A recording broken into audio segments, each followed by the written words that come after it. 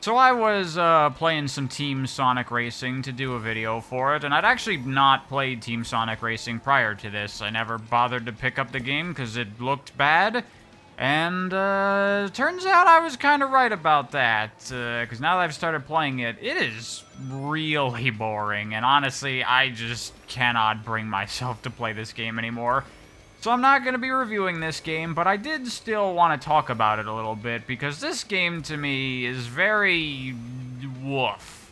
Something I find interesting about Sonic is that if you look at all of the racing spin-offs that this series has had over the decades, they feel very representative of where Sonic was at that time. Like, if we look at the classic racing spin-offs, you got Sonic R, and while the game itself isn't really anything that great, it exudes that classic Sonic style and charm so much, and I really dig it just for that.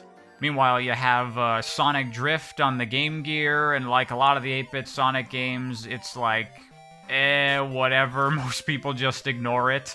But then you have the 2000 Sonic racing games with Sonic Riders, where when you look at it, it's kind of stupid and doesn't really make a whole lot of sense. Why is Sonic riding on a hoverboard when he's faster than that on foot? But also at the same time, you're kind of like, whatever, who cares? It's cool, and it's definitely very cool, definitely very stylish, has that aesthetic of those 2000s era Sonic games, and the gameplay itself is good, it has some problems, but it's also like overly complex to the point where it kind of harms itself, but if you figure it all out, then the game is actually pretty cool, and it has a way larger emphasis on story and cutscenes for some reason, and that is very much 2000s era Sonic. But also at the same time, you had Sonic Rivals, because also like 2000s era Sonic, Sega was just pumping out as many Sonic games as they possibly could.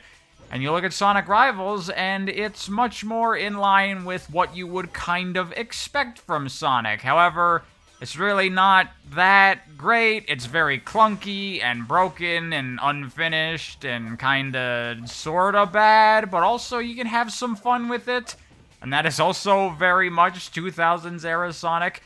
You can look at all these different racing games from these different eras of Sonic, and you can clearly see where Sonic was at that time. Same is even true for the Sega All-Stars racing games. That was around the time that Sonic was really starting with the nostalgia, celebrating the history, Green Hill everywhere you look, and all that kind of stuff. But now we get to Team Sonic Racing, and what does this game represent about where Sonic is right now?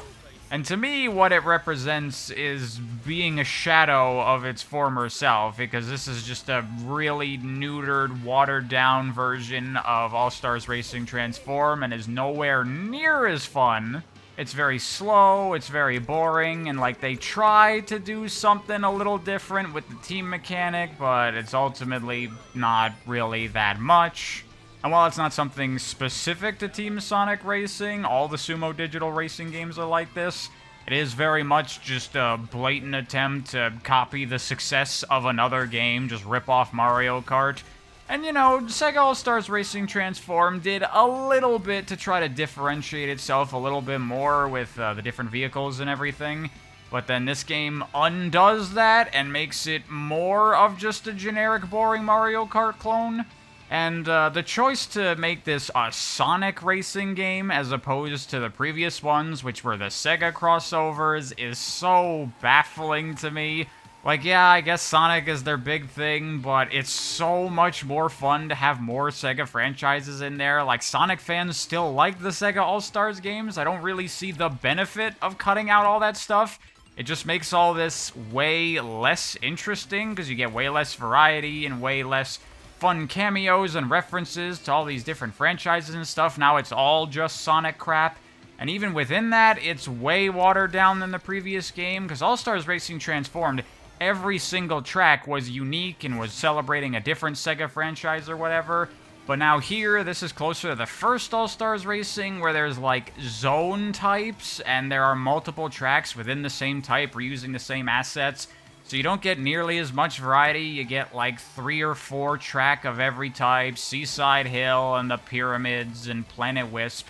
And as a celebration of Sonic stuff, that feels so weak, you know? There are so many locations throughout the franchise that we could be visiting, and we only go to a small handful of them because this game was too low budget and too low effort to do some more exciting stuff. And also, in general, all over this game, it feels so vanilla, so plain, so safe and boring to me. You know, clearly with a racing spin-off like this, the idea is to kind of celebrate the history of Sonic, revisiting all these locations and having all this remix music from past games and stuff. But if you compare this to, like, Sonic Generations as a celebration of Sonic's history, this feels so weak. It just doesn't have any impact. Revisiting these locations doesn't feel cool at all to me. Like, oh, we're in Rooftop Run, and I don't really care. Also, the fact that almost like half of this game's tracks are just reused tracks from the All-Stars Racing games is really, really pathetic. And like I was saying, the racing games are very representative of where Sonic is at the time. And doesn't all this stuff sound so familiar to like Sonic Forces, Sonic Frontiers? Just this very plain, vanilla, uninteresting version of Sonic where they're very rushed and low budget and they reuse shit from previous games. And it's just like an inferior version of what we got before, with like Forces being a neutered version of the boost from, you know, Unleashed in Generations and what have you. Oh yeah, don't forget that all the items in this game are Wisps, because everyone loves the Wisps, and they're a part of the Sonic franchise now forever, because Sonic Colors was well received and we don't know why, so we think the Wisps were part of that. And even friggin' story-wise, this game encapsulates Sonic right now so well to me, where it's this terrible, worthless junk with horrible, cringy writing. All the dialogue from the characters during a race is so bad in this. Heck, even the release situation of this game, I remember it came out around the same time as Crash Team Racing Nitro Fueled, which just stomped this game into the dust, because that is an infinitely better racing game, and no one cared about this game because that game was right there. And we had a similar situation with Sonic Superstars and Mario Wonder, where similar games come out at the same time and everyone's looking at one versus the Sonic game at the time and going, woof, bro. And all this stuff, man, it's just so sad. I remember watching a stream of people playing this game when it first came out, and immediately the game was dead online. There was nobody playing. They couldn't fill up a lobby. It's just pathetic, dude. You look at it and you're like, really? Really? You want to put this game out? You think this game is up to the standard of quality that people are gonna care about it at all? This game is so soulless. Like, you compare this to Sonic Riders, and you can tell that they were really going for something with that game, right? They had a vision, they were inspired, they're like, yeah, we're gonna do this cool sci-fi racing game with Sonic, and we're really gonna do our best to make this feel like a Sonic game with some of the design elements, with like the speed, flight, and power stuff, and the story, and how it's told from multiple perspectives, all the stuff that you see in mainline Sonic games. It's not just a generic racing game that they slap some Sonic skins on to help it sell better. And then you look at Team Sonic Racing, and that's exactly what this game feels like. I just feel no passion, no love, no nothing from this game. But beyond all that stuff, there's one other thing I wanted to talk about in regards to this game. The real reason I made this video, and the thing that I find most depressing about this game. Because like I said, this game is clearly trying to be a celebration of Sonic, and obviously a big part of that is you get to play as all your favorite Sonic characters. And, you know, you go to the character select screen, and clearly the game wants you to be like, ooh, who am I gonna play as? Who's my favorite Sonic character? But I'm going around this character select, looking at all these characters, and I'm going, who do I want to play as? Do I want to play as any of these characters? Who is my favorite Sonic character? Do I even like any of these characters anymore? And I don't really know if I do. But of course, you know, I give it some thought, and eventually I'm like, oh yeah, obviously, my favorite Sonic character is Zavok, so I'm gonna play as him. I mean, who wouldn't play as Zavok? He's obviously everyone's favorite Sonic character. It's really great that they gave him a character slot instead of other characters that people clearly don't like as much. But anyway, yeah, who is my favorite Sonic character? Who would I want to be playing as in a game like this? The difficulty I run into is that the characters that I like don't exist anymore. Like, I could say Sonic is my favorite character and play as Sonic. But Sonic isn't my favorite character. I don't like Sonic anymore.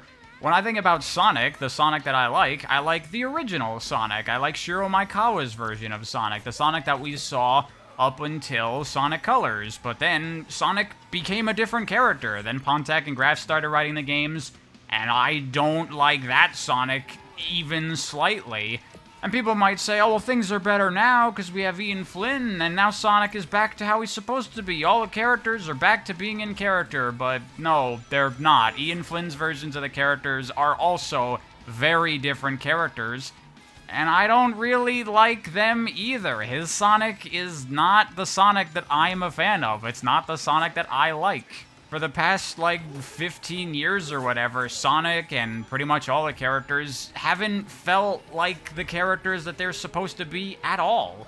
So how can I say that I like any given Sonic character when the versions of them that I like haven't been around since longer than many Sonic fans have been alive? And if I look at the characters as a whole, that makes things even worse, because now Sonic becomes this horribly inconsistent character that his personality can just change willy-nilly on a whim, and what even is Sonic's character anymore at that point? You know, people complain so much in Sonic Prime about the characterization there and how this isn't Sonic, but is it not Sonic? What is Sonic? Who even knows anymore? What makes that Sonic any less Sonic than Pontac and Graf's Sonic, or the movie Sonic, or the old American Sonic from the 90s, or any Sonic you can think of? I've heard many fans with this sentiment of Sonic is Sonic, the idea that Sonic can be anything, that Sonic doesn't have to be restricted to this one idea of what Sonic is.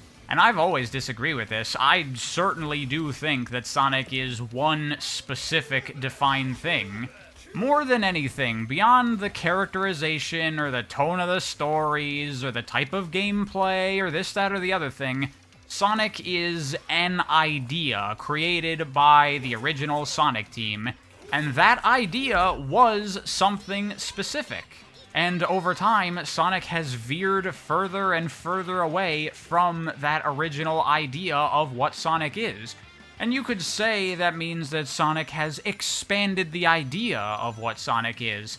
But you could also frame that same thing as saying that Sonic has lost track of what it is and no longer is Sonic, and that's how I feel about it. If I try to look at the Sonic franchise as a whole and consider all the different things they've done with Sonic and all the different directions they've taken it in, and I try to put all that together and say, what is Sonic? Then, to me, all we're left with is that Sonic is a cartoon blue hedgehog that can run fast and tries to stop an evil scientist. And that's so shallow and superficial and surface level. That's not what Sonic is. That's not why I like Sonic. I like Sonic because of the unique type of games that they are, the very interesting physics-based gameplay and the very unique level design. I like Sonic as an idea, thematically and story-wise, what he represents and what he means. And that's why I like and appreciate Knights so much, despite not being a fan of the games, because Knights, being a creation by the same people that originally made Sonic, is very similar to Sonic in so many ways. It's very much the same kind of idea. But those ideas of Sonic, the important stuff, the real substance that makes Sonic Sonic, that has felt very absent to me for a very long time, and that extends down to the micro things, like the characters themselves. When I'm looking at the character select on Team Sonic Racing and going, who's my favorite Sonic character, I say, I don't like any of these characters, because you know what these characters are? They are just puppets. They are hollow shells with nothing really inside them. And I don't want that. I want the real Sonic characters. And this is how I feel with so much Sonic stuff these days. Like, people are saying, oh, what character do you want to see in the Sonic movies? And I go, I'd like to see Sonic, because he's not in those movies.